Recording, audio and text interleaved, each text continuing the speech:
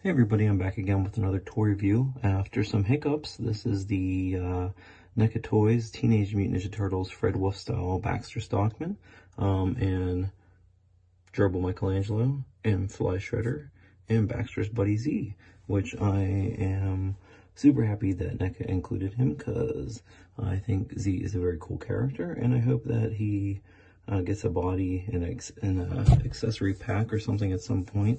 That would be really cool.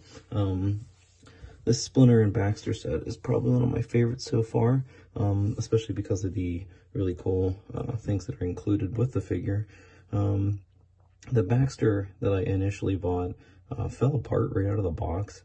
His right arm at the shoulder popped out and would not go back in, and his waist fell apart and I could not get it to stay. Every time I moved it, he'd fall, like, split in two. So that sucked. So I ran out in a snowstorm, had to get some groceries, decided to stop at Target, and sure enough, it looks like a scalper or somebody took a bunch of these back to the store because I don't think they got a shipment. But they sure enough had another pack, so I hit it pretty lucky, and this new one that I got is much better.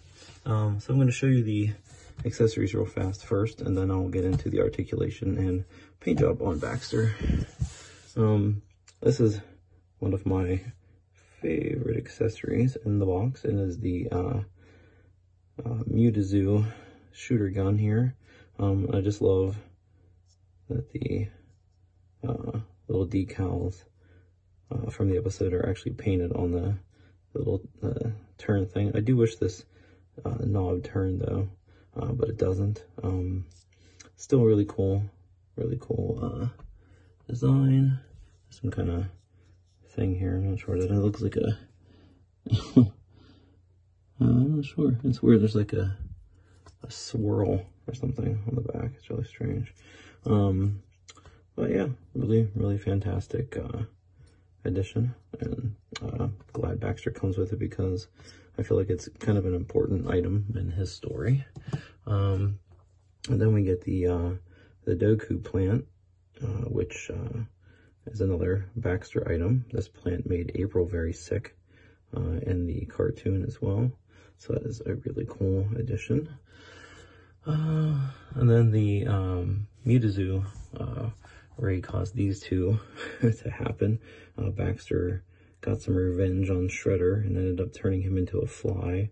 So that's a really crazy and cool accessory to add to the lineup. And yet another Shredder figure. And then he did this to poor Michelangelo. He turned into a gerbil, and you can see he looks pretty angry. Really fun sculpt on that. Like it a lot. Nothing moves on Shredder or Mikey, but the sculpts are cute. I like them a lot. Really cool accessories.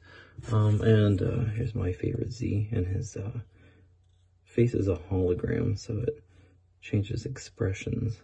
It's really cool, and I just love it. There's also a pig on the bottom here, which looks like this could attach to something. So I'm hoping it's a body at some point. That would be fantastic. But he doesn't move at all or anything, which he shouldn't. He didn't have any movement really besides his face on the cartoon, and they did that just perfect by making it a hologram. I actually was not expecting that to be like that. So there's several faces. It's really cool. Baxter also comes with, oh, focus. Okay. Baxter also comes with 3 sets of hands. You get, I'm having trouble focusing. Sorry, folks. He comes with these open hands here, which are still able to like hold stuff. That's pretty cool. These other hands here, these are like gun holding hands. Oh, I dropped one. And just I love the amount of detail that they put even in the cartoon figure. It's really nice. I don't think these hands have been used on anyone else yet. So then he has punching hands as well. So you got this, and then we'll jump right into the figure here. Really great sculpt. Probably one of my favorites so far. When I saw this figure displayed at Toy Fair, I really wasn't that excited about it. I feel like something was off about it, or he was too small. But like having him in person, he's just right, and I feel like everything is perfect about him. I wouldn't change anything on this sculpt at all. Let's see here. The hair sculpt is interesting, and it's done in separate pieces, and it's glued onto his head like a pig. You can see I'm trying to pulling it off a little bit there. I really don't want it. Let's see, his wings, nice. They are on a ball joint, and they rotate around there. Same with his little buggy fly arms. They are not articulated anywhere else, just at the back here. They just on that ball joint and rotate around. It's still very cool. The wings are a hard plastic, and the arms are soft plastic, so I thought I'd just make that clear to everyone. The head is on a ball joint. The mouth does not move. It looks like it should, but it's glued into place and does not move at all. It's kind of disappointing because Baxter talked a lot, but doesn't work. Splinter's mouth moves though, which is strange. Splinter talked a lot too, but anyways, most of these characters, they know it's a cartoon. Anyways, he has a ball joint at the shoulder. Let's see.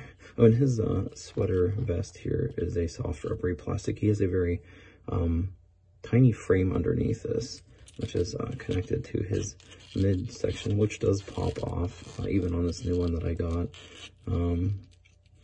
But obviously it's not falling in half like the other one I had did. Let's see, then he has a ball joint at his elbow, and then he has one here like at his forearm.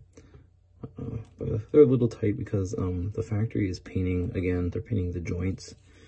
I wish they would stop doing that because it's really annoying, and I feel like it's making it difficult to move these arms and stuff. The tie is a separate piece of plastic and sculpted, and it's glued on here.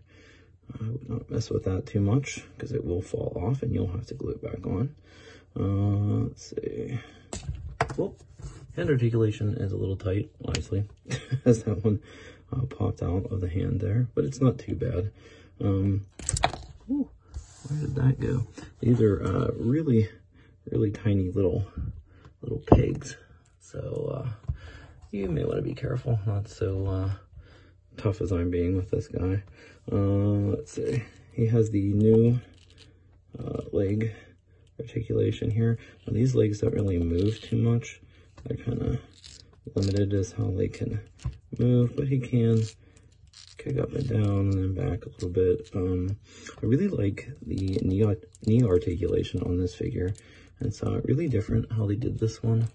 And it actually is quite impressive because it not only is a joint, but it's like a peg as well, so it can kind of rotate up in there. You see? It's got different movement going on. It's pretty impressive. Then he has more articulation here with the leg. It's a little difficult to move that. You kind of have to hold it. You get the idea. I don't want to force it too much and end up breaking this thing again. Let's see. Now the feet, I was expecting them to move underneath the pants, but they don't. You can't move it that way. Like I said, you can move him at the knee, move it that way, but the feet articulation, not too much on that movement. It does have the swivel though, that most of the figures have. There's that. But overall, the figure is really nice. I love the sculpt on this one. Like I said, it's one of my favorites. Paint job, fairly decent. Had to mix some parts from, you know, the two figures together to get exactly what I wanted. I feel like get the best out of both worlds there, or both packages.